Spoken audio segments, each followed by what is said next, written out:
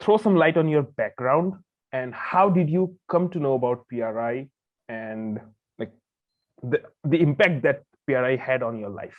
So if you could throw some light on that. Okay, so I was pretty athletic growing up, but the problem was I started to get bodily pain at a pretty young age. I had to give up pitching for American baseball. I had to give up pitching in the ninth when I was about 13 or 14 years old because my right shoulder just started to get so painful that I couldn't throw a ball anymore. My ears started to ring when I was also around 13 or 14. So I've had tinnitus since then, which is not normal at that age. Then I would start to, when I would be playing American football and basketball, I would start to get hamstring pulls, adductor pulls. And I had my first multi-month episode of back pain that went on for quite some time when I was in high school. And so my body was just never right. And then when I was in college, I had my first SI joint problems, which are just unbelievably painful. And then when I got out of college and I was doing an IT job, which was the worst thing I could have done for myself, that's where everything really started to go downhill. And I started getting plantar fasciitis in both feet for about 4.5 years. Again, the SI joint issues continued. About 2 to 4 times a year, I'd have an SI joint blowout where I wouldn't be able to get up for about a week. I wouldn't be able to go to work. I really couldn't do much. Neck spasms, shin splints, hip pain, back pain, just everything was falling apart. And then I found when I was 30, so I'm almost 45 at this point. When I was about 35, I found I started to get a little bit better. And when I started to get a little bit better through a book that I found called Core Performance, and I started to do these dynamic warm-ups that were described, I started to feel a little bit of decrease in the pain in my feet. And so once the pain in my feet started to decrease, I could actually get up and walk around and do stuff on my feet that for 4 years, I would just get home from work and lie down and almost do nothing because my feet were just so painful. And so I started to get a little bit better. And I made the connection between the training in that book, which most of it I really wouldn't do for most people at this point. But back then, it was at least something for me to loosen up my body in a way or get my hips moving a little bit better. At least, yeah. So I knew hips were a big problem. And so I made that connection. And so I ended up quitting my IT job. Eventually, I got certified through the ACE, American Council Exercise. So I got certified. So I got to personal training, which I was horrible at. not for lack of knowledge. It was just, it's a tough business. And I was working in a gym. I only had maybe 2 clients my first year. And it was bad. It's a pretty show-driven. I would say. It had nothing to do with knowledge. It's very show. It's all about marketing and looking a certain way. So then eventually I started to have a little bit more success and I had clients at the gym. And then but I knew there was something missing.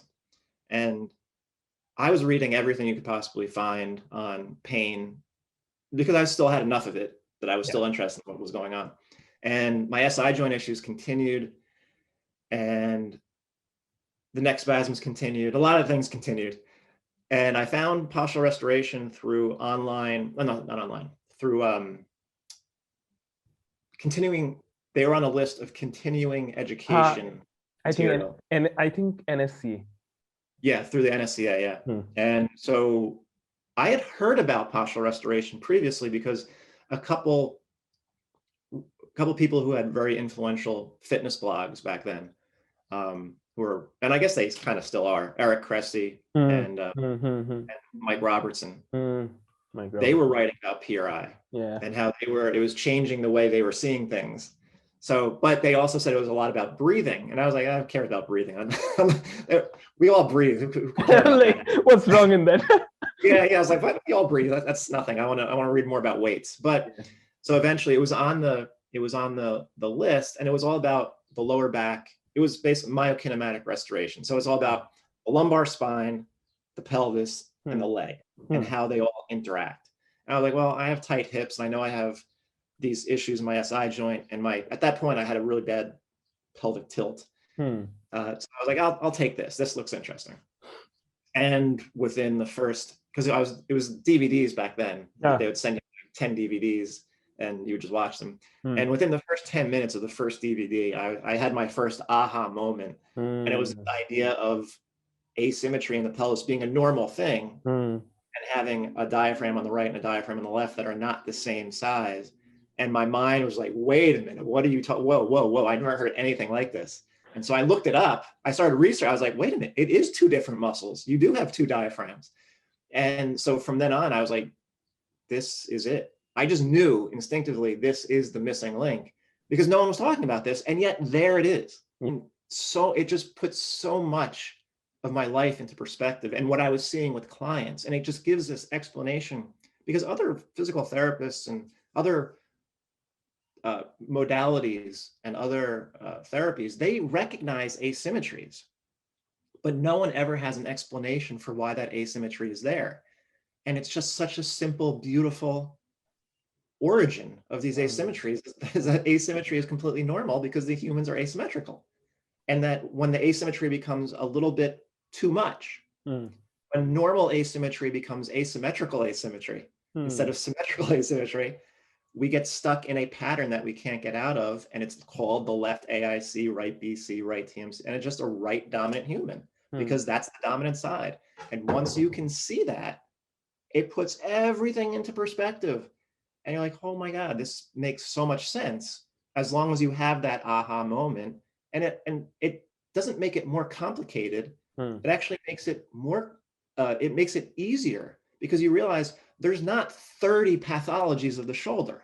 There's not 30 different problems with the shoulder. You have shoulder pain because you're stuck, trying to figure out, oh, is it tendinopathy or tendinitis or tendinosis? Forget it. That's all meaningless stuff. Get the person alternating. Get the person onto their left side. That right shoulder is probably going to feel a lot better pretty quickly. Get air into the right side of the rib cage. So it actually makes things, you have to give up everything that you've learned previously. You have to let go of it, because all that research is somewhat meaningless, because it's all being done on patterned humans that they don't know are patterned. Nice one. Yeah. So what's the point of the research? So you have to take it in with as we say in English, with a grain of salt, because they're doing research on patterned individuals that they don't even know are patterned.